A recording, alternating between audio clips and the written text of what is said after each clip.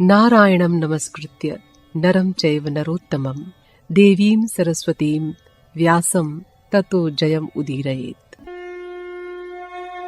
नमस्कार, चलिए शुरू करते हैं आज की कथा। वाल्मीकि जी ने ब्रह्मा जी की आज्ञा के अनुसार रामायण की रचना करने के लिए कुशासन पर पवित्र होकर बैठकर समाधि लगाई। उस समय उन्हें सरस्वती देवी की कृपा से सारा रामचरित्र प्रत्यक्ष दिखाई दिया। वाल्मीकि जी ने 24,000 श्लोकों में रामायण की रचना की। रामायण में 500 सर्ग और 7 कांड हैं। 7वें उत्तर कांड में जो कुछ वाल्मीकि जी ने लिखा है वो उनके लिखने के बाद हुआ, अर्थात जो कुछ रामचंद्र जी का चरित्र हो चुका था वो तो उन्हें ठीक ठीक विदित ही हुआ, और जो कुछ नहीं हुआ था, होने वाला था, वो भी उनको स्पष्ट दिखाई दिया। उस समय सीता जी का त्याग रामचंद्र कर चुके थे। सीता जी वाल्मीकि जी के आश्रम में ही रहती थीं। उनके लव और कुश नाम के 2 पुत्र वहीं पैदा हुए थे और वहीं रहते थे। दोनों राजकुमार बड़े बुद्धिमान थे। वाल्मीकि जी ने रामायण की रचना करके उन बालकों को रामायण कंठस्थ करा दी। वे बालक वीणा बजाकर रामायण को मधुर स्वर से गाते थे। रामचंद्र ने रावण को मारने के पाप को मिटाने के लिए जब अश्वमेध यज्ञ किया, तब वाल्मीकि जी के साथ वे बालक भी यज्ञ में गए। उनकी बड़ाई सुनकर रामचंद्र ने उन्हें यज्ञशाला में बुलाया और उनके मुख से सारी रामायण सुनी। अब हम उसी रामायण का आरंभ करते हैं। सूर्यवंशी महाराज इक्ष्वाकु इस सारी पृथ्वी के सम्राट थे। उन्हीं के वंश में महाराज सगर हुए, जिनके बलवान 60,000 पुत्रों ने सागर खोदने का अद्भुत काम किया। कौशल देश में महाराज इक्ष्वाकु के वंशधर राजाओं की राजधानी अयोध्या नाम की नगरी थी। ये नगरी सरयू नदी के तट पर बसी हुई थी। ये पुरी 12 योजन लंबी और 3 योजन चौड़ी थी। उसमें बड़ी बड़ी सड़कें, महल और बाजार थे। सर्वत्र संपदा बरसती थी। राज ऋषि महाराज दशरथ के समय में इस पुरी की शोभा और संपत्ति दिन दूनी रात चौगुनी बढ़ रही थी। महाराज दशरथ के 8 मंत्री थे। उनके नाम थे धृष्टि, जयंत, विजय, सुराष्ट्र, राष्ट्रवर्धन, अकोप, धर्मपाल और सुमंत्र। दशरथ के 2 पुरोहित थे, वशिष्ठ और वामदेव। दशरथ के अनेक रानियां थीं, लेकिन उनकी पटरानियां थीं कौशल्या, सुमित्रा और कैकेयी। इतनी रानियां होने पर भी महाराज दशरथ के कोई पुत्र नहीं हुआ और अवस्था ढलने लगी। इसका उन्हें बड़ा दुख था कि उनके वंश को चलाने वाला कोई पुत्र नहीं है।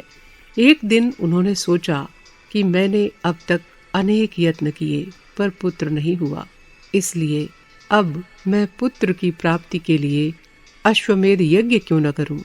ये सोचकर उन्होंने वशिष्ठ आदि ब्राह्मणों को बुलाकर उनसे अपने मन की बात कही। ब्राह्मणों ने कहा, आपने बहुत अच्छा सोचा, आप यज्ञ कीजिए।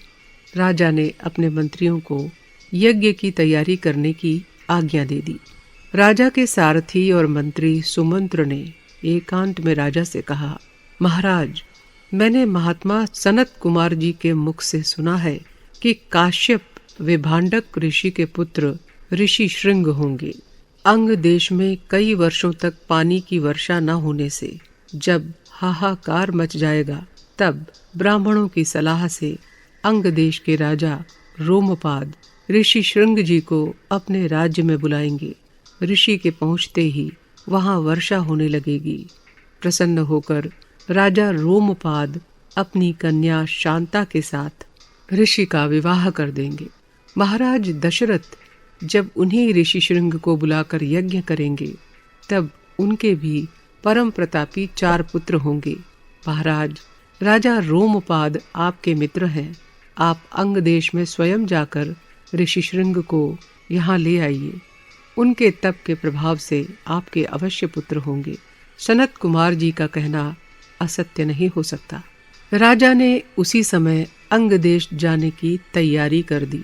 यथा समय अंग देश में पहुंचकर अपने मित्र रोमपाद से भेंट की। दशरथ जी की प्रार्थना ऋषि शृंग जी ने स्वीकार कर ली। वो अपने ससुर राजा रोमपाद के कहने से शांता को लेकर राजा दशरथ के साथ अयोध्यापुरी को चल दिए। अयोध्या में पहुंचकर उन्होंने कुछ समय तक विश्राम किया। वसंत ऋतु के आने पर राजा दशरथ ने अश्वमेध यज्ञ की दीक्षा ली।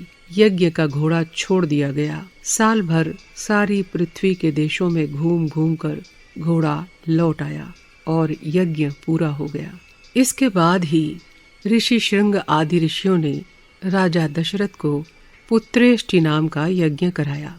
इसी समय सब देवताओं ने ब्रह्मा जी से प्रार्थना की, भगवन, आपके वरदान के प्रभाव से रावण नाम का राक्षस सारे संसार को और हमें भी सता रहा है।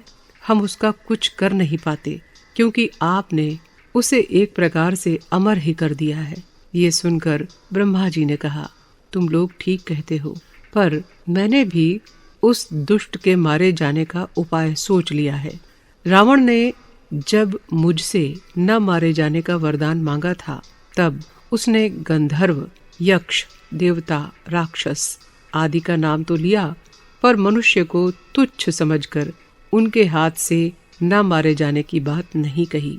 इसलिए वो मनुष्य के हाथ से ही मारा जाएगा और इसके लिए हमें भगवान विष्णु से प्रार्थना करनी होगी। ब्रह्मा जी देवताओं से ये कह ही रहे थे कि उसी समय वहां पर गरुड़ के ऊपर सवार चतुर्भुज भगवान विष्णु प्रकट हो गए। उन्हें देखकर सब देवताओं ने प्रणाम किया और ब्रह्मा जी ने कहा, भगवन, आप रावण राक्षस को मारने के लिए पृथ्वी पर महाराज दशरथ के पुत्र होकर अवतार लीजिए। विष्णु भगवान ने कहा, ब्रह्मा जी, मैं यही करना चाहता हूँ। आप लोगों की विपत्ति दूर करना, धर्म की रक्षा और दुष्टों का विनाश करना ही मेरा कर्तव्य है। आप लोग चिंता न करें। सब देवता वानर और रीछ के रूप में पृथ्वी पर अवतार लें। उनकी सहायता से दुष्ट रावण को युद्ध में मैं मारूंगा। इतना कहकर भगवान विष्णु अंतर्धान हो गए। इधर राजा दशरथ ने पुत्रेष्ट यज्ञ में अग्निकुंड में जब पूर्णाहुति डाली, तब अग्निकुंड से खीर का चरु अर्थात थाली हाथ में लिए हुए एक दिव्य पुरुष प्रकट हुआ। उसने राजा दशरथ से कहा, महाराज, मैं प्रजापति ब्रह्मा का भेजा हुआ हूँ। ये देवताओं की बनाई हुई दिव्य खीर है। इसे आप अपनी रानियों में बांट दीजिए। आपके परम प्रतापी पुत्र होंगे। राजा ने प्रणाम करके वो थाली उस पुरुष से ले ली। परम प्रसन्न राजा ने वो खीर अंतःपुर में ले जाकर सबसे बड़ी रानी कौशल्या के हाथ में दे दी। फिर आधी खीर कौशल्या ने खाई, चौथाई खीर सुमित्रा ने खाई, चौथाई में से आधी खीर छोटी रानी कैकेयी ने खाई, बाकी चौथाई की आधी खीर राजा ने फिर सुमित्रा को ही दे दी। उधर भगवान विष्णु की इच्छा से सब देवता भी अपने अंशों से पृथ्वी पर उत्पन्न हुए। इंद्र के अंश से वानरों का राजा बाली और सूर्य के अंश से उसका भाई सुग्रीव उत्पन्न हुआ। बृहस्पति के अंश से तार नाम का वानर, कुबेर के अंश से गंधमादन नाम का वानर, विश्वकर्मा के अंश से नल नाम का वानर, अग्नि के अंश से नील नाम का वानर, अश्विनी कुमारों के अंश से मयंद और द्विविद नाम के वानर, वरुण के अंश से सुषेण नाम का वानर, पर्जन्य के अंश से शरभ नाम का वानर और वायु के अंश से हनुमान उत्पन्न हुए। इसी तरह सब देवताओं के अंश से अनेक वानर, रीछ और लंगूर उत्पन्न हुए। ये सब ऐसे थे कि पहाड़ों को हिला दें, समुद्र को मथ डालें, पृथ्वी को फाड़ डालें और आकाश को लांग जाएं। ये सब वानर, रीछ और लंगूर पर्वतों और वनों में रहने लगे। चैत सुदी नवमी को कर्क लग्न में कौशल्या देवी के गर्भ से दिव्य लक्षणों से युक्त भगवान रामचंद्र का जन्म हुआ। इसके बाद भरत जी कैकेयी के गर्भ से उत्पन्न हुए। सुमित्रा देवी के लक्ष्मण और शत्रुघ्न नाम के 2 पुत्र उत्पन्न हुए। इन बालकों के जन्म के समय आकाश से फूलों की वर्षा हुई और देवताओं ने प्रसन्न होकर नगाड़े बजाए।